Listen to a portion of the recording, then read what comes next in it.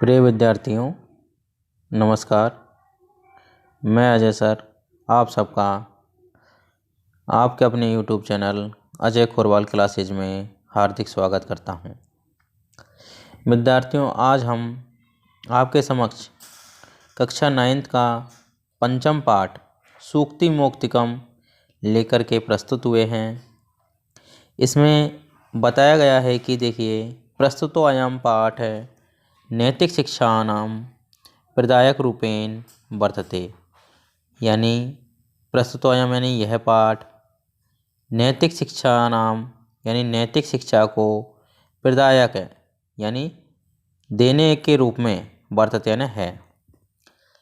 अस्मिन् पाठ्यांशे इस पाठ्यांश में इस पाठ के अंत में विविध ग्रंथेभ्य अनेक ग्रंथों से संग्रहणम यानी संग्रह कृत्वा यानी करके नाना नैतिक शिक्षाबोधक पद्यानि गृहीतानि सन्ति। नाना यानी अनेक प्रकार के नैतिक शिक्षा बोधक यानी नैतिक शिक्षा का ज्ञान कराने वाले पद्यानि यानी पदों को गृहीतानि यानी ग्रहण किया गया सन्ति यानी है। अत्र यानी यहाँ सदाचारणस्य महिमा सदाचार की महिमा, प्रियवाण्यः आवश्यकता प्रियवाणी की आवश्यकता, परोपकारिणाम स्वभाव है यानी परोपकारी मनुष्य का स्वभाव, गुणार्जनस्य प्रेरणा गुणों को अर्जन करने की प्रेरणा, मित्रताया स्वरूपम और मित्रता का स्वरूप, और श्रेष्ठ संगति प्रशंसा और श्रेष्ठ संगति की यानी उत्तम पुरुष की जो संगति की प्रशंसा, तथा च और सत्संगते प्रभाव है और सत्संगति का प्रभाव, इत्यादि नाम आदि विषयानाम यानी विषयों का निरूपणम यानी निरूपण अस्ति यानी है।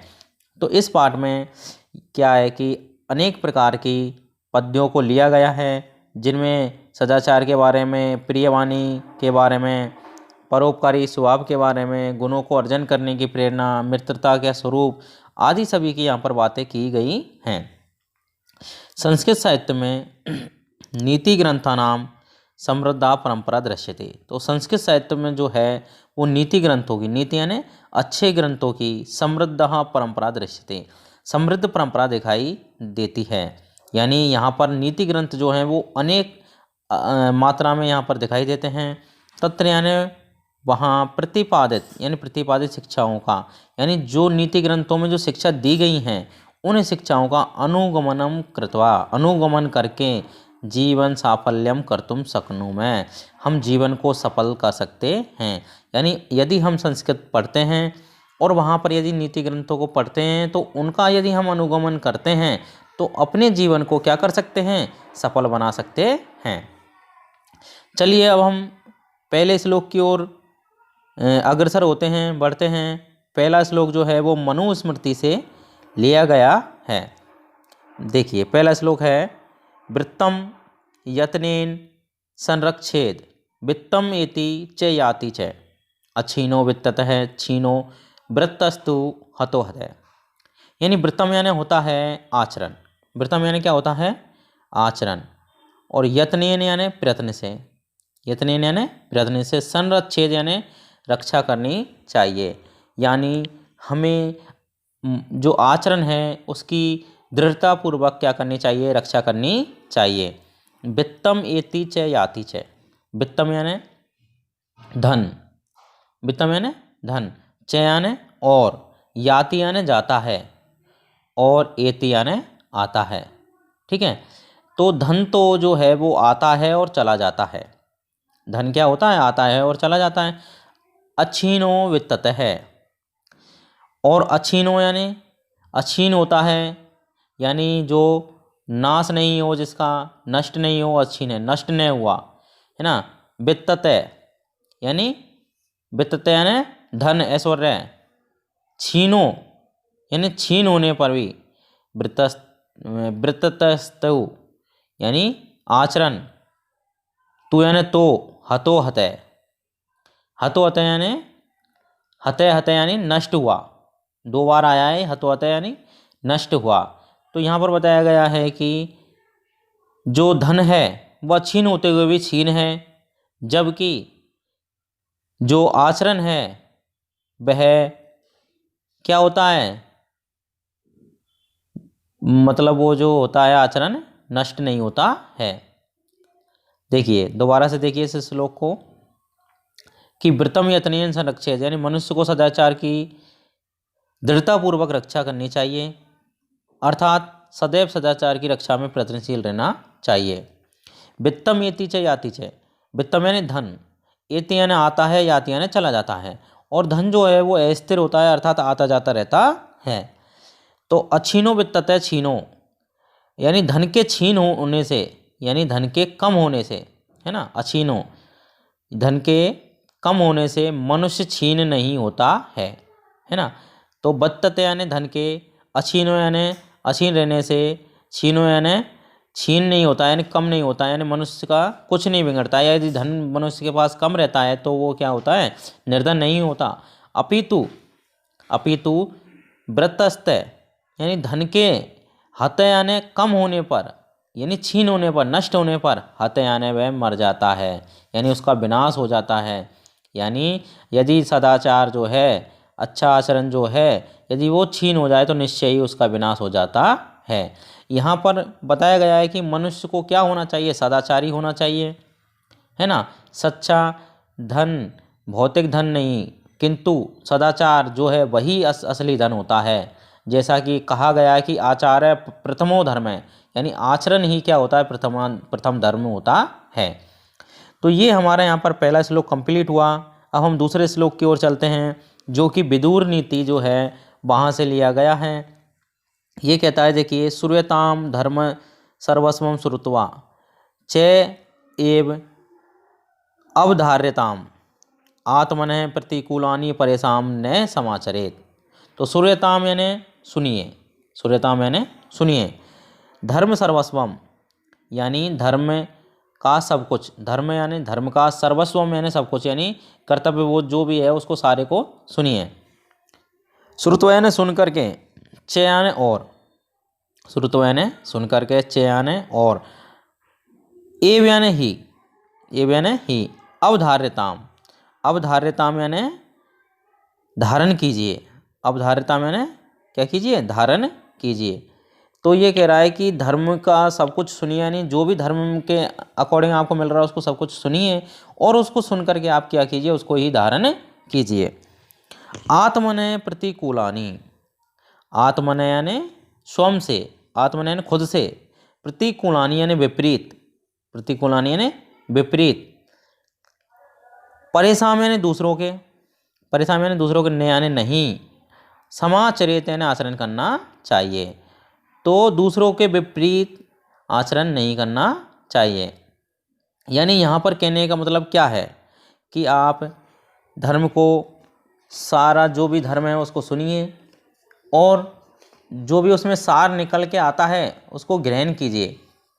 ग्रहण करने के बाद में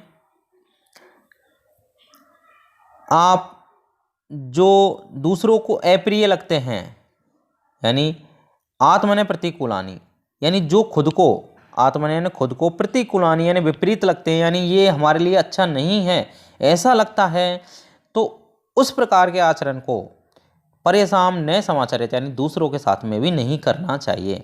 यहाँ पर यह कहा गया है कि मानव को धर्म का सार सुनना चाहिए, उसे सुनकर मन में धारण करना चाहिए, तथा स्वयं के प्रतिकूल आचरण दूसरों के प्रति नहीं करना चाहिए। अर्थात जो व्यवहार और कार्य हमें खुद को प्रिय नहीं लगते, अच्छे नहीं लगते, वह व्यवहार हमें दूसरों के साथ भी नहीं करना चाहिए।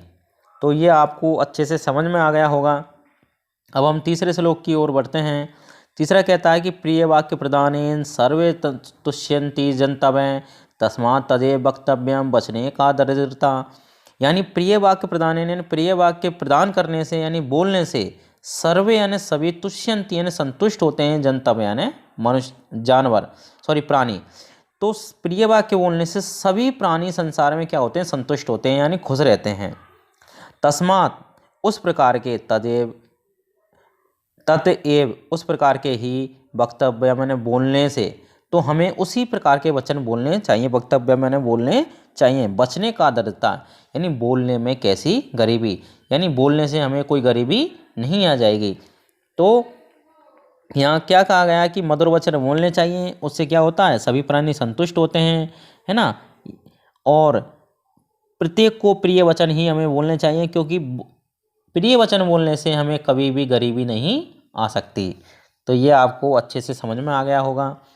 चलिए हम चौथे श्लोक की ओर बढ़ते हैं। चौथा श्लोक कहता है आपका पिबन्ति नद्यः स्वयमेव नाव्यः स्वं ने खादति फलानि वृक्षा नादन्ति शस्यम खलु वारिवाहा परोपकाराय सताम विभूतयः। तो पिबन्ति यानी पीते हैं, नद्या यानी नदियाँ, स्वयमेव खुद ही, ने अम्बे, ने अम्बे यानी ने यानी नहीं, अम्बे यानी जल को। तो यहाँ पर कहा गया है कि जो नदियाँ हैं वो अपने जल को, ने यानी नहीं, स्वयमेव यानी खुद ही, पिबन्ति यानी पीती हैं। तो नदियाँ अपने जल को खुद नहीं पीती हैं, यानी नदियाँ बहती हैं तो वो अपने जल को खुद नहीं पीती हैं। उसी प्रकार से देखिए स्वम ने खादन्ति फलानी वृक्षा, और जो वृक्ष होते हैं, वृक्ष यानी वृक्ष, स्वम यानी खुद, ने यानी नहीं, खादन्ति यानी खाते हैं, फलानी यानी फलों को, और जो वृक्ष होते हैं वो खुद अपने फलों को नहीं खाते हैं। नादन्ति शस्यम खलु वारिवाहा, तो ने यानी नहीं, अदंती यानी खाते हैं, शस्यम यानी धान को, खलु यानी निश्चित ही, वारिवाहा, वारिवाहा यानी जल वहन करने वाले बादल, ठीक है। वारिवाहा यानी होता है बादल, वारी यानी होता है पानी, वाहा यानी वहन करने वाले अर्थात बादल, यानी जल को वहन करने वाले कौन होते हैं? बादल। तो जो बादल हैं वो भी अपने धान को, जो वो बरसात करते हैं जब वो धान उगता है उसको खुद नहीं खाते हैं, यानी कृषक कर्म द्वारा जो उगाई गई फसल है उसको बादल भी खुद नहीं खाते। तो इन तीन उदाहरणों से क्या मिला हमें सीखने को कि परोपकाराय सताम विभूति है, यानी जो सताम यानी सज्जन होते हैं, है ना, सताम यानी सज्जन, विभूति यानी संपत्तियाँ, विभूति यानी संपत्तियाँ। तो सज्जनों की जो संपत्तियाँ होती हैं वो परोपकारा यानी परोपकार के लिए होती हैं, यानी सज्जनों के पास जो कुछ भी होता है, चाहे वो ज्ञान हो, उनका जो ज्ञान है वो भी उनकी एक संपत्ति में आता है, चाहे कुछ भी हो वो सब उनका परोपकार के लिए ही होता है। और जो यहाँ पर तीन उदाहरण पहले बताए गए हैं कि जैसे नदियाँ हैं वो अपने जलों को नहीं पीती यानी दूसरों को देती हैं, है ना, फलों को अपने वृक्ष खुद नहीं खाते, वो भी मतलब मनुष्यों के लिए, जानवरों के लिए जिन देते हैं, और बादल भी अपने धान को खुद नहीं खाते। इसी प्रकार से जो सज्जन की जो संपत्तियाँ होती हैं, चाहे वो ज्ञान हो, चाहे कोई भी संपत्ति हो सकती है, वो भी क्या होती है? परोपकार के लिए होती है। तो ये कहाँ से लिया गया है? ये लिया गया है सुभाषित रत्न भंडागारम से। अब हम अगले श्लोक की ओर बढ़ते हैं। 5वां श्लोक है हमारा। 4 हमारे श्लोक कंप्लीट हो चुके हैं देखिए, और ये हमारे 8 श्लोक हैं यहाँ पर टोटल, ठीक है। हम चौथे श्लोक की ओर बढ़ते हैं। गुणेषु एव, देखिए यहाँ पर जो है गुणेषु एव जो है यहाँ पर संधि यदि हम करें तो यहाँ पर यन संधि है, गुणेषु प्लस एव, तो गुणों में ही, कर्तव्य यानी करना चाहिए, प्रयत्न यानी प्रयत्न, पुरुष यानी पुरुषों के द्वारा, सदा यानी हमेशा। तो गुणों को ग्रहण करने में ही मनुष्य को हमेशा प्रयत्न करना चाहिए, यानी अच्छे गुणों को ग्रहण करने के लिए मनुष्य को हमेशा प्रयत्न करना चाहिए। गुण युक्तो दरिद्रो अपि न ईश्वरई गुणई समय, यानी जो गुण रूपी जो गरीब होता है, यानी देखिए प्रयत्न करना चाहिए, क्योंकि संसार में गुणों से युक्त निर्धन भी, संसार में गुणों से युक्त दरिद्र अपि यानी निर्धन भी, न यानी नहीं, ईश्वरई यानी ईश्वर के समान, गुण यानी गुणों के समय यानी समान होता है। तो देखिए यहाँ पर यह कहा गया है कि क्योंकि संसार में गुणों से युक्त निर्धन व्यक्ति भी गुणों से हीन धनी व्यक्तियों से बढ़कर होता है, ठीक है। तो यहाँ पर ईश्वर यानी, यहाँ पर ईश्वर ने होकर के यहाँ ईश्वर का अर्थ है धनवानों से, ठीक है, समय न समान। तो अगुणई, अगुण यानी बिना गुणों के। देखिए यहाँ पर यदि ने स्वरई रे गुणई की यदि हम संधि विच्छेद की बात करें तो यहाँ होगा ने प्लस ईश्वरई, है ना, ईश्वरई प्लस क्या होगा, ए गुणई, ए गुणई। तो इसका अर्थ होगा न यानी नहीं ईश्वर यानी धनवानों के, ए गुण यानी बिना गुणों वाले, है ना। तो यहाँ पर बताया गया है कि जो गुणयुक्त गरीब भी होता है वह धनवानों से कहीं श्रेष्ठ होता है, जो धनवान गुणों से युक्त नहीं होते हैं। ठीक है, धनवान ये नहीं कि गुणों से युक्त हैं वो धनवान, जो गुणहीन धनवान हैं उनसे बढ़ कर के होते हैं। यानी संसार में जो गुणों से युक्त निर्धन व्यक्ति भी गुणों से हीन धनी व्यक्तियों से भी बढ़कर होते हैं, अर्थात गुणहीन निर्धन व्यक्ति ही उससे श्रेष्ठ होता है।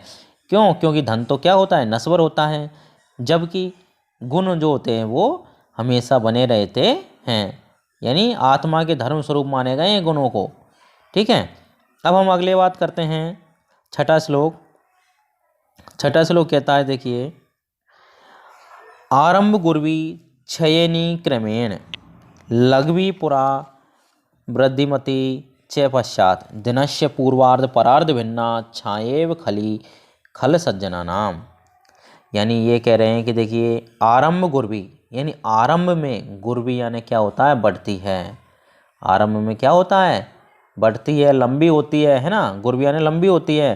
क्षयनी क्रमेण, और क्रम से क्षयनी यानी कम होती चली जाती है। यानी आरंभ में क्या होती है, लंबी होती है, और वो धीरे धीरे क्या होती है, कम होती जाती है। लघवी पुरा वृद्धिमती च पश्चात, और लघवी यानी छोटी होती है, लघवी यानी छोटी होती है, पुरा यानी पहले, और पहले क्या होती है, वो छोटी होती है, और बाद में पश्चात यानी बाद में वृद्धिमती यानी वह बढ़ती जाती है। दिनस्य यानी दिन की, पूर्वार्ध परार्ध भिन्ना, पूर्वार्ध यानी देखिए, यदि हम दिन की बात करें तो वो दो भागों में होता है, एक पूर्वार्ध एक परार्ध। पूर्वार्ध यानी दोपहर से पहले का समय, और परार्ध यानी दोपहर के बाद का समय। तो यहाँ पर पूर्वार्ध और परार्ध इन दोनों छायाओं के बारे में बताया गया है। ठीक है, कि पूर्वार्ध और परार्ध की जो छाया होती है दिन की, वो क्या होती है, भिन्न होती है, अलग अलग होती है। कैसे होती है, देखिए, कि जो पूर्वार्ध की जो छाया होती है वो शुरू में आरंभ गर्वी यानी लंबी होती है। यानी शुरुआत पूर्वार्ध से पहले जो शुरू में जो यानी सूर्य उदय होता है उस समय जो छाया होती है वो लंबी होती है और धीरे धीरे कम होती जाती है, तो दोपहर आ जाता है। उसके बाद में दोपहर के बाद में जब हम बात करें छाया की, तो वो छोटी होती है, लेकिन जैसे जैसे शाम आती है वो बड़ी होती चली जाती है। तो यहाँ पर दिन की जो पूर्वार्ध की छाया और परार्ध की छाया के बारे में बताया, उसी प्रकार छाये मैंने उसी छाया के समान मैत्री खल सज्जना नाम। तो खल यानी दुर्जनों की और सज्जनों की मित्रता होती है, उसी प्रकार से सज्जनों और दुर्जनों की मित्रता होती है। अर्थात जो दुर्जन होते हैं उनकी जो पूर्वार्ध के समान होती है, जैसे पूर्वार्ध में छाया होती है, यानी शुरुआत में तो वो काफ़ी सारा दिखाते हैं और बाद में वो कम होती जाती है, जबकि जो सज्जन लोग हैं उनकी पहले कम दिखाई देती है लेकिन बाद में वह बढ़ती जाती है। अर्थात यहाँ पर मित्रता के बारे में बताया गया है ना। तो दुर्जन और सज्जनों की मित्रता दिन के पूर्वार्ध और परार्ध की छाया की भांति अलग अलग स्थिति वाली होती है। ठीक है, दुर्जनों की मित्रता तो मध्याह्न से पूर्व है ना, मैंने बताया ना दुर्जनों की कैसी होती है, मध्याह्न से पूर्व, और बाद में वह कम होती जाती है, जबकि सज्जन की मित्रता मध्याह्न के पश्चात वाली होती है, जो पहले तो कम दिखाई देती है और धीरे धीरे वह बढ़ती चली जाती है। तो यही सज्जन और दुर्जनों की मित्रता में क्या है, भेद है। अब हम अगले श्लोक की ओर बढ़ते हैं। 8वां श्लोक है, 7वां श्लोक है। यत्रापि कुत्रापि गता भवेयु हंसाम महीमंडल मंदनाय हनिस्तु तेसाम ही सरोवरानाम येसाम मरालय से विप्रयोग है। यानी यत्रापि यानी जहाँ कहीं भी, कुत्रापि यानी यत्रापि यानी जहाँ भी, कुत्रापि यानी कहीं भी, गता यानी चले जाएं, भव्य यानी हो, है ना, हंसा यानी हंस, महीमंडल मंडनाय यानी मही यानी पृथ्वी को सुशोभित करने के लिए, यानी जो हंस हैं उनसे क्या होती है, पृथ्वी सुशोभित होती है ना। तो हंस जो है वो पृथ्वी को सुशोभित करने के लिए यहाँ जहाँ कहीं भी चले जाएं, कोई दिक्कत नहीं है। लेकिन हानिस्तु तेषाम ही सरोवरानाम। हानि तो, हानि प्लस तू, यहाँ पर सत्व विसर्ग संधि है ना। हानिस्तु यानी हानि तो, तेषाम यानी उन, यानी निश्चित ही, सरोवरानाम यानी तालाबों की है, ये साम यानी जिनके, मरालय यानी हंसों से यानी साथ, विप्रयोग यानी बिछड़ाव हुआ है, यानी वियोग हुआ है। तो हानि तो उन तालाबों की होती है जिनसे, जिन्हें छोड़ करके हंस चले गए, अर्थात उनसे बिछड़ गए, अर्थात शोभा कारक हंसों से उनका क्या हो गया, बिछड़ाव हो गया। तो यहाँ क्या आशय है कि हंसों के वहाँ रहने से सरोवर की शोभा दुगनी हो रही थी, यानी उसको लोग देखने आते थे। लेकिन जैसे ही हंस वहाँ से चले गए, वहाँ कोई भी नहीं आने लगा, है ना, यानी शून्यता आ गई वहाँ पर। तो कहने का मतलब क्या है कि जो उत्तम पुरुष होते हैं, यदि किसी नगरी में वो रहते हैं तो वहाँ लोग आते रहते हैं, लेकिन जैसे ही वो नगरी को छोड़ करके चले जाते हैं तो उस नगरी, उस स्थान की क्या हो जाती है, हानि हो जाती है। और उनके रहने से वहाँ क्या होती है, शोभा बनी रहती है, शांति रहती है, धर्म रहता है, परोपकार, दयालुता, ये सारे गुण कर्मों का व्यवहार होता रहता है। लेकिन उनके चले जाने पर यह सब खत्म हो जाता है। तो ये हमारा यहाँ पर 7वां श्लोक हुआ। अब हम 8वें श्लोक की बात करते हैं। 8वां श्लोक ये लास्ट श्लोक है। देखिए, गुणा गुणगेश्यो गुणा भवन्ति ते निर्गुणम प्राप्य भवन्ति दोषा आस्वाद तो या प्रभंति नद्य समुद्रम आसाद भवंत अपया। यानी ये यहाँ पर कह रहा है कि गुणा यानी गुण, गुण गेशु यानी गुणी व्यक्तियों में ही गुणा यानी गुण भवंती यानी होते हैं, यानी जो गुण होते हैं वो गुणी व्यक्तियों में ही गुण होते हैं। ते निर्गुणम प्राप्य भवंती दोषा, ते यानी वे कौन, गुणों के बारे में बात हो रही है। वे निर्गुणम यानी निर्गुण को, प्राप्य यानी प्राप्त करके, भवंती यानी हो जाते हैं, दोषा यानी दोष, और वही गुण निर्गुण को प्राप्त करके दोष हो जाते हैं। अस्वाद तो यानी जो स्वादिष्ट जल वाली नदी होती हैं, आस्वाद तो यानी स्वाद युक्त जल वाली जो नदियाँ होती हैं, प्रवंती यानी बहती हैं, यानी स्वादिष्ट जल वाली नदियाँ बहती हैं। समुद्रम आसाध्य, और समुद्र में आसाध्य यानी पहुँच करके, भवंती प्लस अपेया, यहाँ पर यन संधि है, ठीक है, भवंती प्लस अपेया। तो भवंती यानी हो जाती हैं, अपेया यानी पीने योग्य नहीं, अपेया यानी न पीने योग्य। लेकिन वो समुद्र में जैसे ही पहुँचती हैं, और समुद्र का पानी कैसा होता है, खारा, तो नदियों का पानी भी कैसा हो जाता है, खारा, यानी वो उसमें मिल जाती हैं, तो वो पीने योग्य नहीं रहती हैं। तो यहाँ पर क्या बताया गया है कि गुण तभी तक गुण रूप में रहते हैं, गुण तभी तक गुण रूप में रहते हैं जब तक वे गुणज्ञ यानी गुणग्राही लोगों में होते हैं। वहीं गुण यदि निर्गुण में पहुंच जाते हैं तो वो दोषों का रूप ग्रहण कर लेते हैं, अर्थात वे मूर्खों में आकर के क्या हो जाते हैं, गुण दोष बन जाते हैं।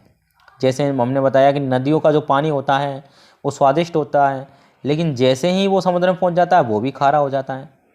यानी यहाँ पर सारा भेद बताया संगति का, किसका, संगति का, यानी सारा भेद संसर्ग का, यानी हम जैसी संगति में रहते हैं वैसी ही हमारी आचरण हो जाता है। तो हमें तुच्छ लोगों से बचना चाहिए और महान लोगों की संगति में आकर के अपने जीवन को धन्य करना चाहिए। तो यहाँ पर इस प्रकार से हमारे 8 श्लोक कंप्लीट होते हैं। अब हम वीडियो को यहीं समाप्त करते हैं और अगली वीडियो में हम इसके प्रश्न उत्तर लेकर के आएंगे। धन्यवाद।